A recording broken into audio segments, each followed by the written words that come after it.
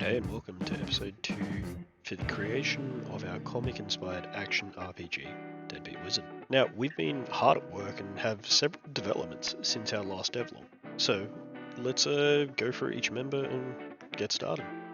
One of the things that I have been focusing on is having Garth feel satisfying to use.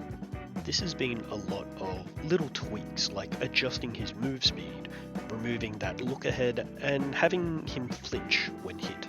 I also did some research and looking into a Unity package known as Animation Ready.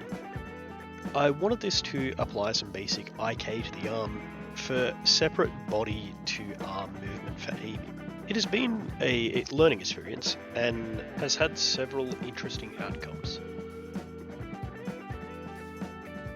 but has been slowly getting closer to what I'm envisioning and what the player to experience. I've also been putting in some basic sounds, such as Garth getting hit, pigeon squeaking, interacting within an environment such as keypads, and our basic attack, which is most certainly just a placeholder. I achieved this by making anywhere that could be a sound either an array of potential sounds or one flattened sound with different pitch. While Mike has been working on the main levels, which he'll talk about in a bit, I've been working on our tutorial to thoroughly explain each of our mechanics, and it's definitely still in early development. And then finally, I've been taking each of the UI elements provided by Aaron and allowing them to be randomized.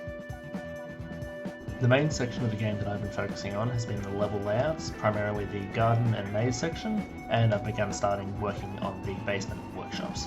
Ensuring player visibility, especially through the maze section, along with making sure there's enough room for movement while retaining the maze feel, was the biggest concern during prototyping.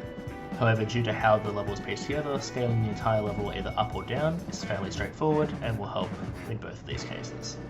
The grey box so far also includes enemy spawn locations and other required puzzle elements such as the switch locations throughout the maze, and is ready for testing to ensure that it all flows nicely. Overall, the initial grey box for the garden is now complete, ready for refining, testing, and art passes, and this allows me to focus my attention primarily on the basement workshops, getting them ready for grey boxing.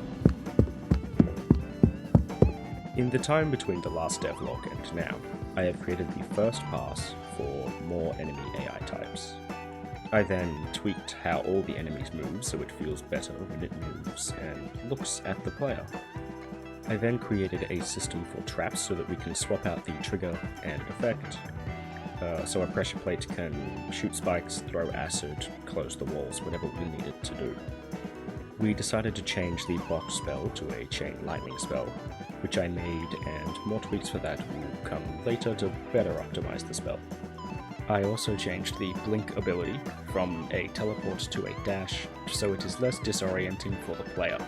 The cantrip can now rapid fire, and I will add in single shot as well, so you can tap to shoot one or hold to shoot many. I also cleaned up some useless code, which I will need to do more of in the future, and lastly, I fixed many bugs. I painted the game's capsule art featuring Garth and Pigeon for Steam. I've also been working on the art for the new enemies, like the bombling spawner. The bomblings chase you down, detonating themselves to let off an arcane explosion.